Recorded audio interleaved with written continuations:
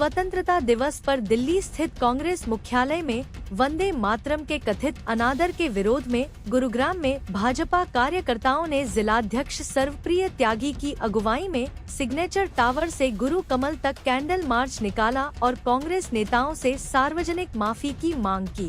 का अपमान हुआ है कांग्रेस राष्ट्रीय अध्यक्ष की तरफ से। जी, राष्ट्रीय गीत का अपमान कांग्रेस के जो टॉप लीडरशिप, जो सो कॉल्ड टॉप लीडरशिप है, उनके एक परिवार, गांधी परिवार द्वारा हुआ है, जिसमें सोनिया गांधी हो, राहुल गांधी हो, उनके राष्ट्रीय अध्यक्ष हो, और राष्ट्रीय गीत को बीच में रुकवाना और उसको पूरा ना होने देना, ये भी एक बड़ी अपमानजनक बात है। और उनका भाव जो इस देश की अखंडता को लेकर है, वो हम सबके सामने आया है। बहुत दोहरा चरित्र कांग्रेस पार्टी का रहा है और फिर से उनका दोहरा चरित्र जनता के सामने आया है।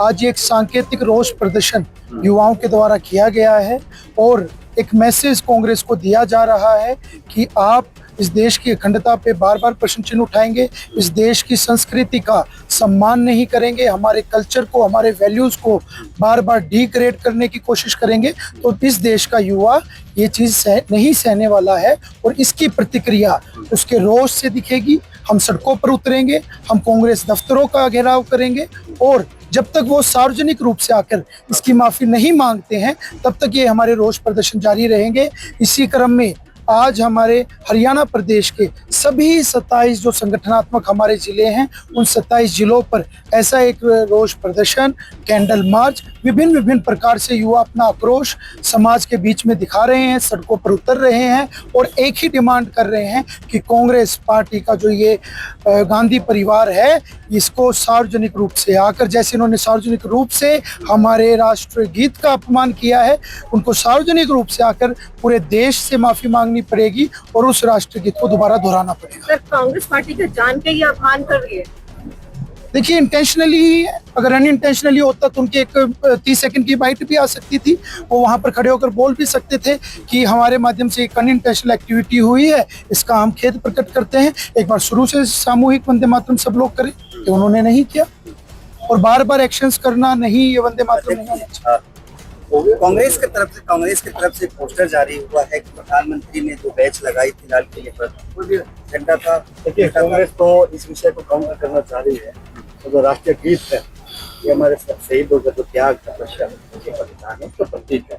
और कांग्रेस का हमेशा इतिहास रहा है हमारे जो बलिदानी है उनका अपमान करने का, और पूरा देश कांग्रेस के को जानता है। तिरंगा उल्टा था, प्रधानमंत्री का जो बैच लगा था उसमें तिरंगा उल्टा था, ये उनका वो आरोप, उस तरह के आरोप और लगाते रहते हैं। आप उनकी बात को सीरियस ना लें। सर, ऐसा तो नहीं कांग्रेस पार्टी जान के अपने बचाव के लिए इस प्रकार के आरोप कर रही है। मैं तो कह रहा हूँ कि कांग्रेस इस विषय को काउंटर करना चाह रही है और ये जो विषय हुआ है सारे देश में इसका रोष है और भारतीय जनता पार्टी का कार्यकर्ता सार्वजनिक रूप से माफी नहीं मानी, उसका जो है विरोध प्रदर्शन करें। कुछ रोज की बात है, कांग्रेस पार्टी के जिस नेता ने ये कहा था कि राष्ट्रीय अध्यक्ष का अपमान हुआ है। जहाँ पर हमारे राष्ट्रीय अध्यक्ष गए थे, वहाँ पर आप लोगों ने गंगाजल से सप्लाई करा थी, उसको लेकर भी उन्होंने पैदल यात्रा निकालती थी 2 रोज पहले की बात। लेकिन कांग्रेस का जो आज आप देख सकते हैं, आज तो देखिए कि सुप्रीम कोर्ट सीट है, कहीं 4 सीट है, उनके पास ना मुद्दे हैं, ना कोई विषय है, ना कोई ऐसा है। इस तरह की बातें जो है करके वो देश को पूरा करना चाहते हैं और कहीं ना कहीं वो अपनी राजनीतिक जो जमीन है उसको तलाशने का काम कर रहे हैं। लेकिन देश की जो जनता है वो अच्छी तरह से समझती है और ये ऐसे ही कांग्रेस जो देश को कोशिश। धन्यवाद, शुक्रिया। इतेश भी ले लो, बोर्ड के पास आ जाओ सर, अब खाली हो जाएगा। बोर्ड के पास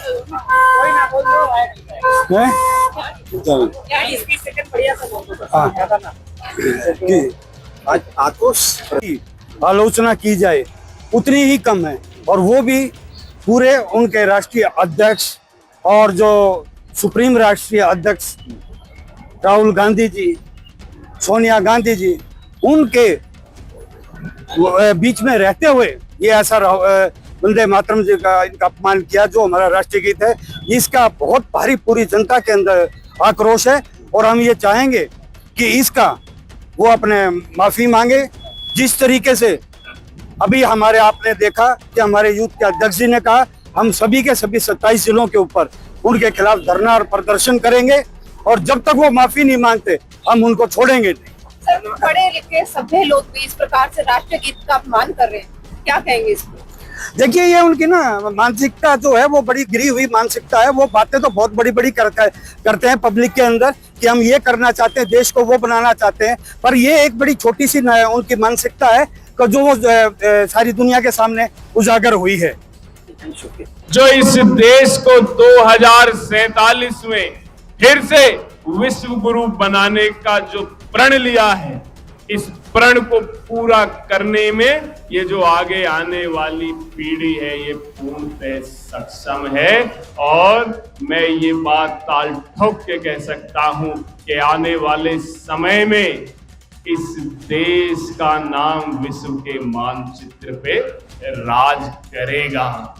मैं इस बात को और ज्यादा मजबूती इस बात से दे सकता हूं। मैं कुछ दिनों पहले बाहर गया था विदेश में, हमारे कई युवा हैं, कईयों के बच्चे अभी बाहर होंगे, विदेशों में पढ़ रहे होंगे, तो वो सब जो भी युवा आज भारत का बाहर विदेशों में पढ़ रहा है, काम भी करना पड़ता है भाई, वहां पढ़ रहे हैं तो खर्चा भी चलाना पड़ता है, काम भी कर रहे हैं, ज्यादातर रेस्टोरेंट में और होटलों में काम कर रहे हैं। तो मैं जिससे भी मिला, उसाई साहब, मैं जिससे भी मिला, जिससे भी मैंने बात की, नहीं तो पहले क्या होता था कि विदेश जाना और विदेश ही सेटल हो जाना है, यही एक तरीके की सोच बन गई थी। पर मैं जितने बच्चों से मिला, मैंने पूछा तुम्हारा आगे का प्लान क्या है,